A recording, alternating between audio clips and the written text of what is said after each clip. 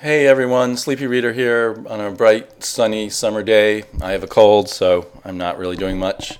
Thought I should get out these reviews of the three comics I read most recently: Hulk Smash Avengers 2, Trio number 1 from John Byrne, and from Boom Studios, Higher Earth by Sam Humphries and Francisco Biagini. I don't know his name. But let me start with Hulk Smash Avengers. Last week I wasn't too thrilled with issue 1, but I liked this issue. It was quite good. It was quite a good Avengers story. It takes place, they say, just prior to Avengers 181. I think it's an 80s plot line, maybe mid 80s, early 80s, where the Avengers are being controlled by the National Security Board. Agent Guy Rich or Guy Rich is calling the shots for the Avengers. It's got this nice moody art by an artist who I'm unfamiliar with. His name is, Max Fiumura, and it's moody. It's nicely colored. I guess I should look who did the colors. Jean-Francois Belleau. I'm probably pronouncing his name all wrong, but it's quite nice. The plot and subplot come together well with the national security agent and with the Hulk, and it's got some nice vision plot points and nice vision parts about the Vision tackling the Hulk and Iron Man tackling the Hulk, of course. I enjoyed it quite a bit, and it holds up well as a single issue. You wouldn't have to read any other issues to enjoy this. I'd say the artist Fiumura there's some action in it, but I think he's a little better. He's more of an illustrator. He's a little better at mood and character than action, although there's quite a nice page there of Iron Man and the Hulk. So I think if you're a fan of the Avengers or a fan of the Vision, you'd in particular like this. I'm still waiting for the large-scale Hulk Smash Avengers fist fight, crazy battle. I mean, in the history of Marvel, there's been all kinds of great, huge battles with the Hulk, and so with the comic set called Hulk Smash Avengers, I'm still hoping in the next 3 issues before it ends for some bigger scale fights, but still satisfying issue. Trio, brand new by John Byrne with some clear references to Fantastic Four, is quite satisfying. There's the front cover, and the back cover is the black and white version, just Byrne's line drawing. I really like that, actually better than the front cover. We've got 3 heroes. We kind of start in the middle of the action. No origin story in the first issue, and I like that better. I like to just be plunged in. Let's learn about their origin later. Prime John Byrne from the 80s. You wouldn't know it's not 1984, 83, 82 from this, but I like that. That's good. So we've got the 3 heroes are rock, scissors, and paper, which I thought was kind of clever. And we've got kind of an intertwined plot of 2 groups of bad guys and some surprises already about who the heroes really are. So I thought it was all very good, assuming you don't want, assuming you like something that's kind of retro to the 80s. It's an excellent buy.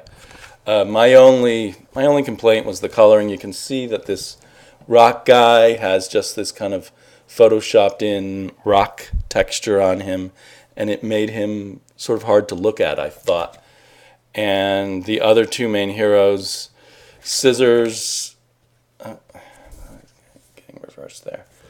Scissors here has an all black uniform, or I guess an all white uniform, but with a lot of black blotches of ink on it. And both him and the rock guy they seem to be on the page separate from the rest of the pictures, the way they were colored.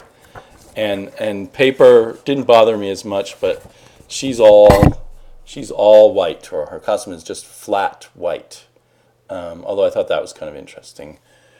But the colors in general had a kind of odd, muted tone that didn't quite mesh with his artwork. But particularly I was bothered by the sort of Photoshop quality of rock. So I almost want to have a black and white version of this comic to just enjoy the art without the color distracting me. And then Higher Earth is a brand new sort of science fiction and sword fighting comic book from Boom Studios, from this writer Sam Humphries, who I think is going to be a new superstar. And the artwork from Francisco Biagini was good, but it was very, very well augmented by the colors by Andrew Crossley. I just thought the color really brought the art up to a higher level. You can see it takes place on all these different Earths, thus the higher Earths. A comic book idea comic book readers are used to, and also a standard trope of science fiction. The first Earth we see is a giant garbage dump, and that's really cool.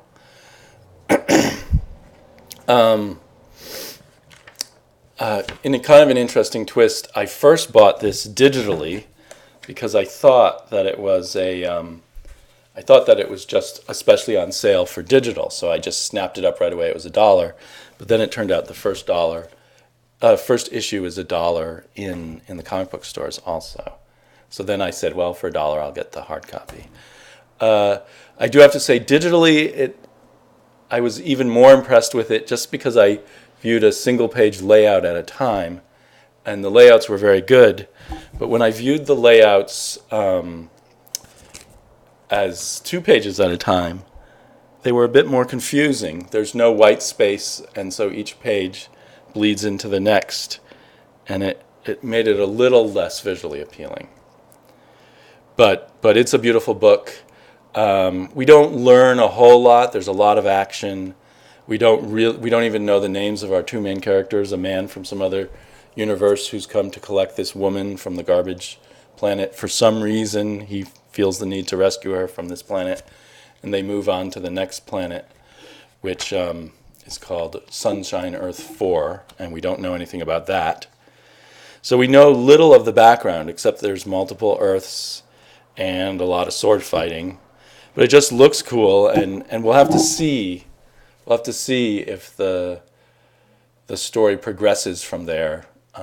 It's very promising because it's all done very well, but you just don't even know what the story really is yet. So definitely just the opening chapter, compared to the Burn or even the Hulk Smash Avengers, which have a lot of story in one issue. This one is all flash, and good flash, so flashy excitement. So looking forward to more. So those are my 3 pickups. And I picked up some other back issues, but I don't think I'm going to show them. The comic book store that I just discovered was continuing their comic book day, their free comic book day sale for all of May, and had a lot of back issues for 50 cents. So I think I'll be going back there to look for some more. And my computer went to sleep. So am I still recording? I think I am. So thanks for all your comments. Thanks for watching, subscribing. I will be back soon. Oh, I wanted to say there was a really fun contest by Roger with some numbers afterwards. I'll put the link down below. A contest to show your favorite cover from your collection. I'm still working on that, but I plan to enter that contest, and it just seemed like a really good idea for a fun little contest for the YouTube comic book community. Talk to you all later. Bye-bye.